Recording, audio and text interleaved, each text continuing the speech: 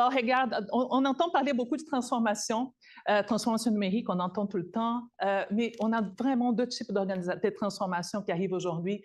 C'est la transformation organisationnelle et la transformation numérique. Il y a des points en commun, alors il y a vraiment des points ils se joignent, mais la transformation organisationnelle est beaucoup plus liée à la transformation des processus, de la façon de faire dans l'organisation, en tant que le numérique, c'est mettre les outils pour arriver à transformer. Moi, j'ai toujours l'habitude de dire que j'utilise le numérique pour transformer Revenu Québec. Alors, on parle, à Revenu Québec, on a deux directions principales. Ma direction, moi, je suis chef d'orchestre de la transformation organisationnelle et il y a une direction principale qui fait la transformation numérique. Et elle est outil et elle donne toutes les conditions gagnantes pour qu'on transforme l'organisation. Je vais faire quand même un parallèle. Alors, vous savez qu'on va transformer une organisation, on doit avoir un solide besoin d'affaires bien identifié. Imaginons que vous allez demander à quelqu'un de construire une maison. Et là, l'architecte arrive et dit « Je vais construire une maison ». Et l'architecte pose la question « Mais qu'est-ce que vous voulez ?»« Je ne sais pas trop. Je veux une maison. Combien de chambres ?»« Je ne sais pas. Voulez-vous une piscine? Je ne sais pas. Combien de salles de bain? Bah, je n'ai aucune idée. La transformation, c'est la même chose. Si j'arrive et je dis, je vais transformer l'organisation, et je dis, qu'est-ce que vous voulez? C'est aux gens à faire que je pose la question. Ce n'est pas aux gens TI que je vais poser la question. Je vais arriver aux gens à faire, je vais dire, qu'est-ce que vous voulez faire pour l'organisation? Qu'est-ce que vous voulez transformer? Quel est le modèle d'affaires que vous voulez transformer? Est-ce qu'on a des éléments organisationnels à traiter? Alors, c'est aux gens à faire qu'on pose cette question. Alors, c'est les gens à faire qui sont au cœur de la transformation. Alors, quelques responsabilités, j'ai essayé de nommer. Je ne vais pas entrer dans le détail. Vous allez avoir la présentation après? Oui. OK. Alors, vous allez voir qu'on a énormément de trucs que vous faites et je suis très reconnaissante que les gens d'affaires fassent ça. On a premièrement tout le besoin d'affaires qui est identifié par vous. On a des identifications d'amélioration des processus, on a des gestions de changement, une évaluation des solutions, on a des mesures d'amélioration continue, on a des stratégies d'atterrissage. Alors, énormément de choses que les gens à faire font. Après, ils vont se virer vers les gens TI, ils disent « Voici ce que je veux et voici comment vous devez mettre en place des solutions pour répondre à mon besoin d'affaires. »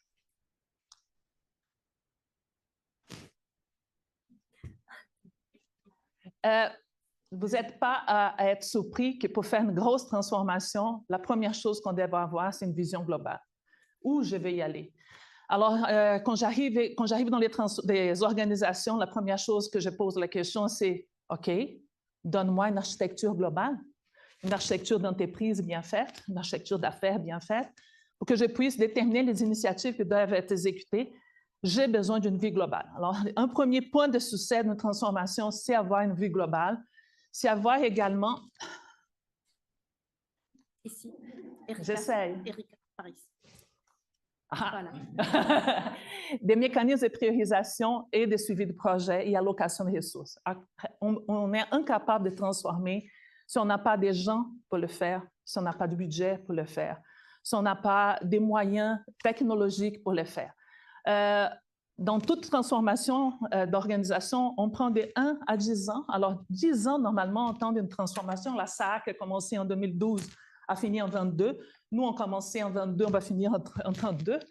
Alors, c'est un peu ça. Alors, on a une grosse période qui va avoir des ajouts de projets au cours de route. Alors, toute transformation, même si tu as un portefeuille de projets au démarrage de la transformation, très stable, très bien déterminé, en cours de route, ça va ajouter des projets. Ça veut dire qu'avoir des mécanismes de priorisation est essentiel pour la réussite de la transformation. Si on n'a pas ça, on ne va pas savoir quoi prioriser lors de l'exécution de la transformation. On a aussi besoin de gens compétents, dédiés pour soutenir le projet de la transformation. C'est Maxime qui a dit, ou c'est quelqu'un qui a dit tantôt, qui disait qu'on avait besoin de gens experts, 2 groupes, c'est toi qui as dit ça, c'est ça. Oui, mais dans une transformation, au moins pour la réflexion de la transformation, avoir des gens seniors, c'est vraiment très essentiel pour être capable de bien identifier le portefeuille qu'on doit livrer, pour bien identifier les bonnes façons de faire. Et finalement, tout le volet de gestion de changement, communication, développement des compétences, tout le volet humain de la transformation, c'est essentiel pour notre réussite. Mais qu'est-ce que c'est un bureau de transformation? C'est mon bureau. Vous allez entendre parler des bureaux de transformation plus et plus on avance dans les transformations organisationnelles. Le bureau de transformation, c'est le chef d'orchestre. Okay? Alors moi, j'ai par exemple un rôle de conseil stratégique. Moi, je parle à tous les VP, je parle au PDG, moi, je parle aux partenaires externes pour m'assurer de donner les bons conseils stratégiques. J'ai aussi, alors, je vais essayer, j'ai aussi une obligation de faire tout le volet d'avancement de la transformation. Alors, j'ai aussi un volet plate de réduction de comptes, mais c'est ça que j'ai fait dans ma journée pleine. J'ai des équipes dédiées à faire tout ce qui est la vue de l'avancement de la transformation. Alors, on a un parcours de transformation qui a été établi. On s'assure que ce parcours est respecté, qu'on va arriver à notre cible finale. On a également un rôle de coordination. Ça veut dire que moi, je m'occupe aujourd'hui environ, cette année, 56 projets qui sont en cours. Dans la transformation Revenu Québec, au total, on va être autour de 85 projets. Alors, ça veut dire que je m'assure à être un peu chef d'orchestre que tout ce projet, toute la dépendance de ces projets, tous les enjeux, les bloquants qu'ils ont les conditions gagnantes pour y arriver. Vigie, rigueur dans le suivi, alors je viens de parler. On a aussi mis en place toute une gouvernance. Alors, vous imaginez que transformer la plus grosse organisation de gouvernement de Québec, je dois avoir une solide gouvernance. Alors, on a toute la branche de stratégique. Alors, on a le volet stratégique, le volet tactique et le volet opérationnel pour être capable d'exécuter la transformation. Le volet stratégique a surtout la responsabilité de régler les bloquants, de régler les enjeux, de s'assurer que tout ce qui est défini par les gens à faire sont adéquats. En réalité, on a quand même parfois des décisions à prendre du côté affaires pour décider si on va en avant ou non par un morceau de la transformation. On a aussi l'obligation d'être partenaire. Alors, le partenariat avec des fournisseurs externes, c'est aussi sous ma responsabilité partagée avec les secteurs affaires. Toutes les voies expérience client. Il y a un centre d'expertise expérience client, mais nous, dans la transformation, on s'assure que l'expérience client est prise en compte pendant toute la durée des projets de la transformation. Atterrissage des projets. Alors, on s'assure que quand les projets vont arriver chez les citoyens, chez les clients et chez, peu importe, les entreprises, ils vont arriver en douceur. On ne veut surtout pas que quand vous allez ouvrir une application chez Revenu Québec, vous avez des enjeux. Et on veut, par exemple, que si on a un public cible, qui a une personne âgée, qu'elle va avoir quelqu'un au téléphone pour le répondre. Alors, l'expérience client, l'atterrissage de projet est essentiel. Et vous voyez que les gens affaires sont encore derrière ça. C'est eux qui sont capables de dire comment traiter chaque public. Et finalement, bon, gestion de changement. Mon bureau s'appelle Bureau de transformation et de la gestion du changement. Dans toute ma carrière, j'ai toujours cru que la gestion de changement était importante dans les projets. Quand je parle en transformation, elle est essentielle. Okay? L'année dernière, on a passé l'année à expliquer aux employés de Revenu Québec pourquoi on faisait la transformation, ajouter du sens, expliquer le pourquoi. Parce que les gens doivent savoir en quoi ils sont impliqués pour avoir la fierté de participer à une grosse transformation. Alors, on passe la journée à imaginer des façons de communiquer, des façons de former, des façons d'accompagner les gens de l'organisation. Alors, c'est vraiment un travail. J'ai plusieurs personnes de gestion de changement dans mon bureau. Ils s'amusent. Vraiment, ils s'amusent beaucoup. Il y a beaucoup, beaucoup de choses à faire à la gestion de changement. La chose que j'entends le plus à Revenu Québec.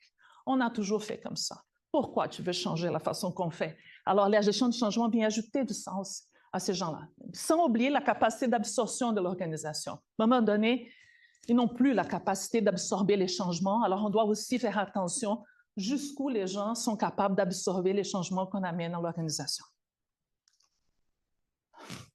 Ben, finalement, comme j'ai dit, nous sommes les chefs d'orchestre de la transformation. Dans mon bureau, vous allez voir que la majorité des gens de mon bureau sont des gens du côté affaires. J'ai des conseillers en gestion de projet, c'est des gens qui sont experts un peu en TI, mais le reste, au complet, c'est des gens qui ont un volet affaires très dédié. Alors, c'est des conseillers stratégiques, des stratèges en formation, des conseillers en gestion du changement, des conseillers en développement des compétences, des conseillers en expérience client, des conseillers en amélioration continue, des leaders de la transformation, des leaders d'atterrissage et on continue. C'est des gens vraiment qui ont un profil beaucoup plus lié aux affaires qu'au TI.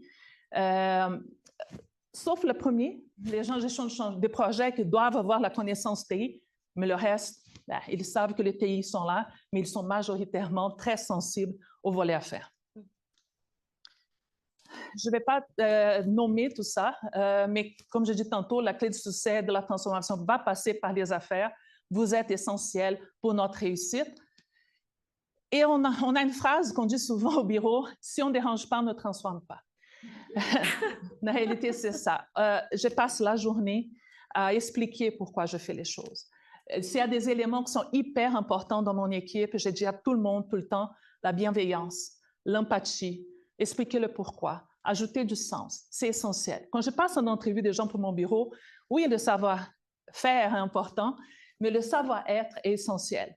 Les personnes doivent être capables, premièrement, de comprendre que transformer n'est pas évident.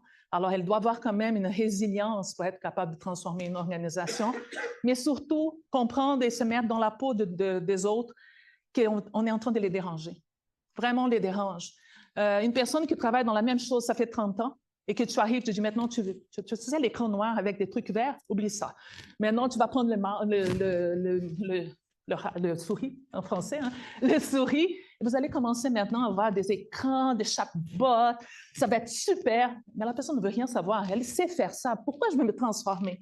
Alors, tu dois lui dire pourquoi, parce que tu vas offrir un meilleur service aux citoyens, parce que tu vas être plus performante, parce que tu vas être plus efficace, parce que tu vas être meilleur, parce qu'on ne veut pas que ton appel au téléphone, vous êtes tout appelé peut-être Revenu Québec, on ne veut pas que ça prenne 15 minutes, on veut que ça soit rapide, qu'il y ait un chatbot derrière.